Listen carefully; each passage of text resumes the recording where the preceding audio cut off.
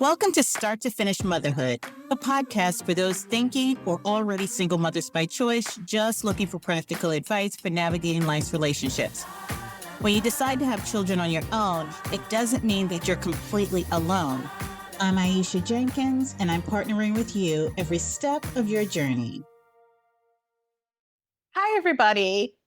Since becoming a parent, I will say that I am a totally different person in the sense that I might physically look different as I am always wearing sneakers, jeans, and I'm chasing after the kids. I am having conversations with the kids, always rushing, right? Looking neat, but not as glam as I would normally do. Now, one of the things that I thought I would be challenged with when I became a parent was how to incorporate the things that I loved about travel.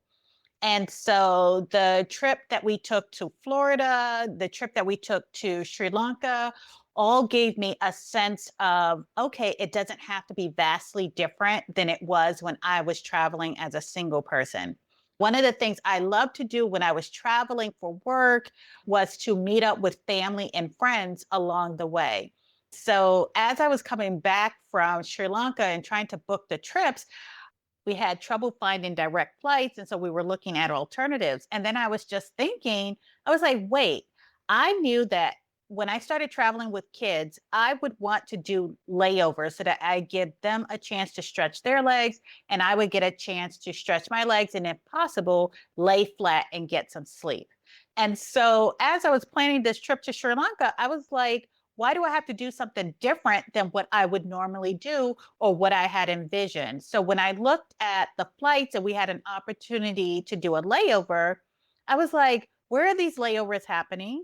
And then I was like, oh, one is in London and it had a 16-hour layover. So I was like, who do I know that's in London? And I do have melanated single mother by choice friends who are in London and who I consider part of my family in terms of educating me, part of the village. Our kids are roughly around the same age.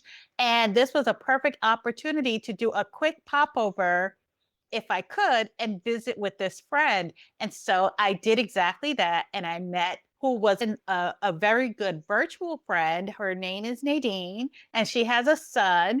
And we got to meet them in London. So they got to show us around the airport because we had a 16-hour layover, but it was an evening and overnight layover. So literally, we flew in for 16 hours. We shopped in the airport. We got essentials that we needed to make it through the night. The kids had a grand time meeting each other in person. We had breakfast and then we headed off to the hotel after we got sleep. But it was such a very sweet part of the trip. And so I would love to visit London again for an actual visit, whereas we go out and Nadine and her family can show us around. But in the meantime, here's a small clip of our meet and greet and the kids getting together. I hope you enjoy it. But the kids might interrupt. So, hi, everybody. I'm here in the UK with Nadine, and we got the kids together and just a spur of the moment, kind of quick pop over in between our travels home from Sri Lanka. So, Nadine, say hi, introduce yourself, and how we know each other. Hi, so I'm Nadine. I live in London. So I'm one of the international part of the village. I have two children, one who I'm not quite sure you use the word child, 21. That was a inter-family adoption, so from when he was a baby. So a lot of gray hair. And I have a known donor child who is 9. Yay! So I'm I'm in the community for a while.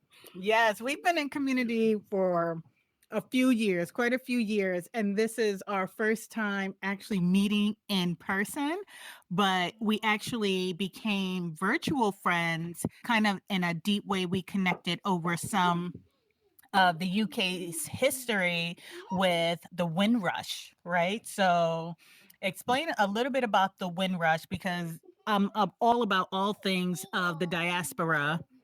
So Nadine was introducing me to a part of history that I did not know. And yeah, just introduce a little bit about it and then So we got speaking. So my family, although I'm living in the UK, my family background is from the Caribbean.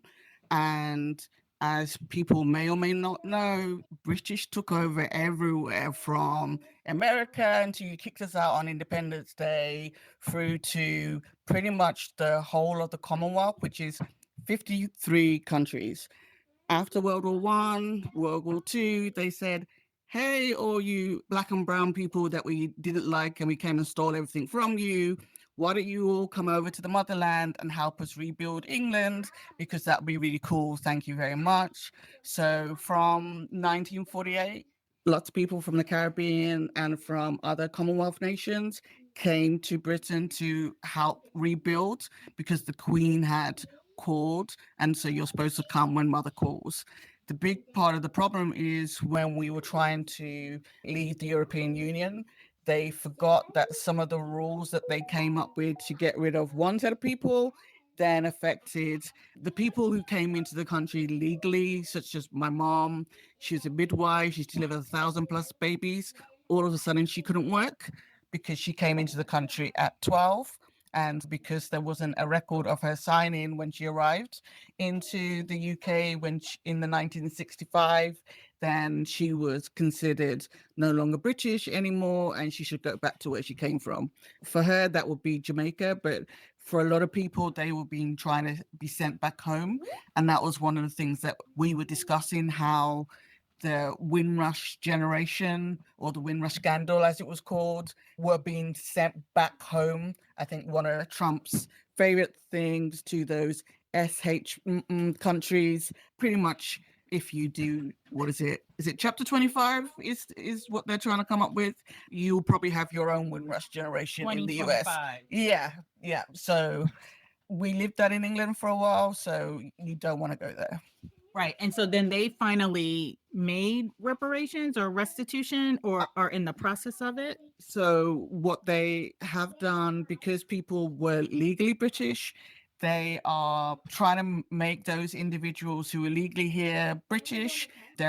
My mom is going to apply for her passport for the first time at the age of 70 something another, and she has put in a compensation scheme. So I looked after my mom for about 10+ years before she decided it was just too hard not being able to work anymore, since she was a very senior nurse and she went back to Jamaica. But some people, they were stuck here or stuck back to wherever they came from, and so they missed things like their mother's funerals, missed the birth of their children if they were sent to a country that they had never been born in. So it was quite a traumatic time for a lot of people.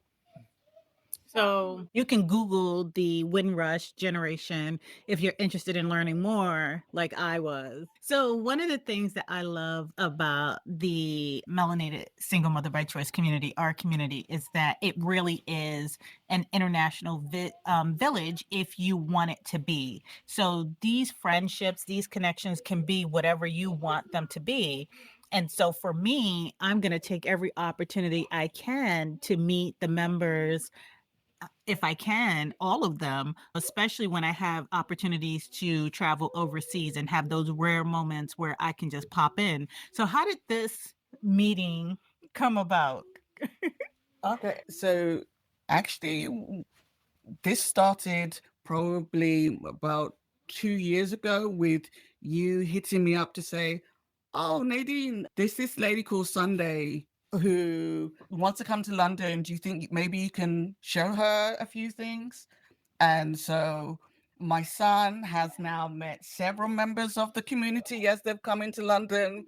And he says, "Is this another one of your American friends? They have kids and nobody else." And like, yeah, we're just going to go and meet places. We've met Mitch and her daughter, and now Aisha. So as they pass through London, I'm the kind of meet and greet service now. Stop. Stop. Stop. Yeah, Camille, you can sit on his butt. Yes, Nadine is the hostess with the mostest. So I think you have met quite a few SMCs as we're in between travels or coming specifically to visit.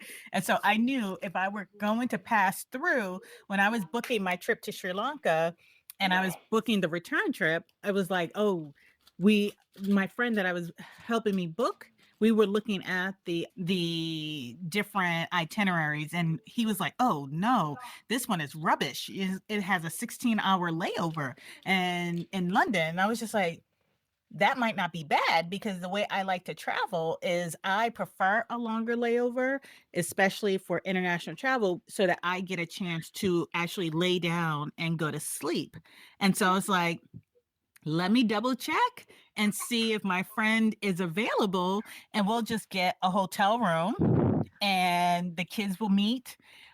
I'll get an opportunity to lay flat and go to sleep, and then we will continue our trip the next day. And so I reached out to Nadine and I'm like, I know it's a Monday, but is it possible? And then I looked at the time.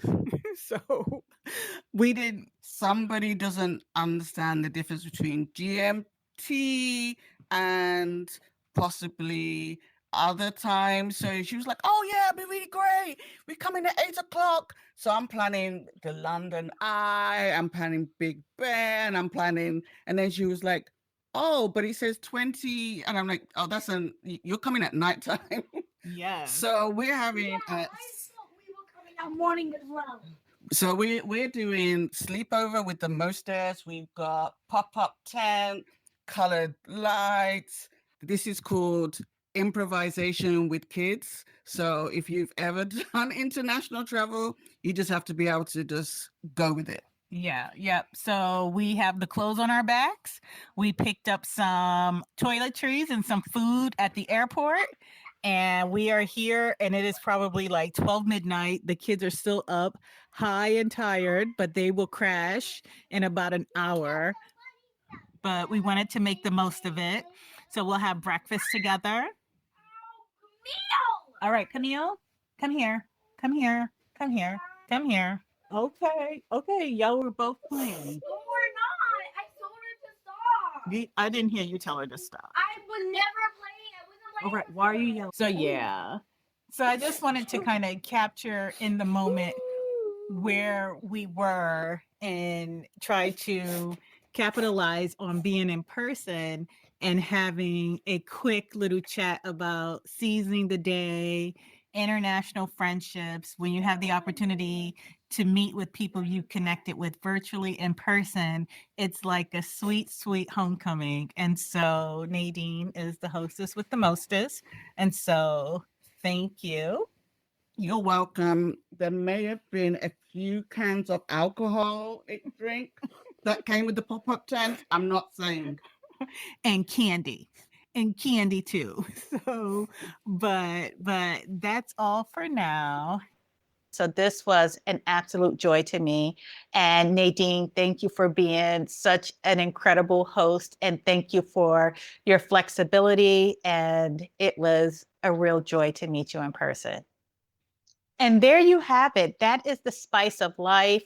That is what it means to me to seize the day and be able to make these meaningful connections. It's not every day that I get to travel internationally and I get to meet some of the melanated single mother by choice community members and their children.